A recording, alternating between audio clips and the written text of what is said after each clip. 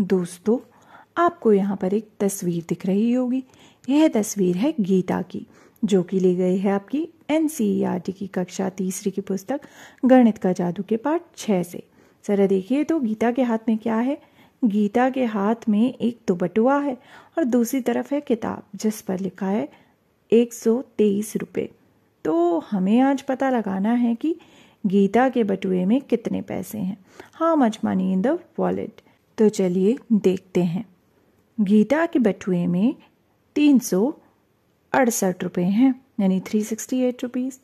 उसने 123 रुपये की एक किताब खरीदी, यानी 123 रुपीज़ की। किताब पे भी लिखा है ना। अब हमसे पूछा गया है कि अब उसके बटुए में कितना पैसा बचा। तो आपको क्या लगता है गीता के बटुए में अब कितना पैसा बचा होगा?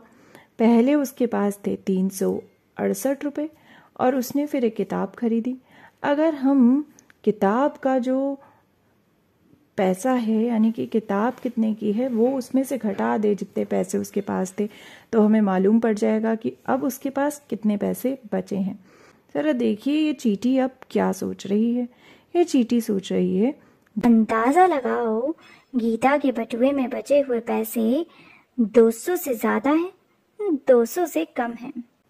तो आपको क्या लगता है कि गीता के बटुए में 200 रुपये से ज़्यादा पैसे बचे होंगे या कम बचे होंगे?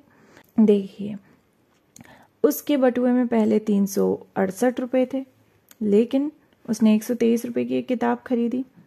अगर गीता 100 रुपये की किताब खरीदती तो 368 में से 100 का समूह घट जाता, तो बचते 268 रुपये। लेकिन 23 रुपये और कम करने हैं हमें। तो अगर 268 में से हम 23 कम कर दें तो क्या 200 से ज़्यादा बचेंगे या कम? 200 से ज़्यादा बचेंगे। तो मेरे अनुमान से तो 200 से ज़्यादा पैसे अभी भी गीता के बटुए में हैं। तो चलिए हम पता लगाते हैं, गीता के बटुए में बचे हुए पैसे आखिर कितने होंगे। वो होंगे कितने, जो उसके पास पहले पैसे थे, यानी 368, उसमें से हम घटा देंगे 123 रुपये जो कि किताब के पैसे थे। तो हमारा उत्तर जो होगा वो होगा गीता के बटुए में बचे हुए पैसे। तो हमने इसे इस तरह से लिखा। अब हम सबसे पहले इकाई देखते हैं। अगर हम इकाई को घटाएं तो 8 इकाई में से 3 इकाई घटी तो कितने बचे? 8 में से 3 घटे तो बचे 5 इकाई। अब हम देखते हैं दहाई। 10 के समूह हैं 6 और उसमें से घट गए 2, तो कितने बचे? 4 समूह। अब देखिए ज़रा, यह है 100 के समूह। 300 के समूह में से 100 का समूह घट गया तो कितना बचा? 200 का समूह। तो हमारे पास बचे हैं 200 के समूह। तो हमें मालूम पड़ चुका है कि गीता के पास कितने पैसे जो हैं वो बचे हैं।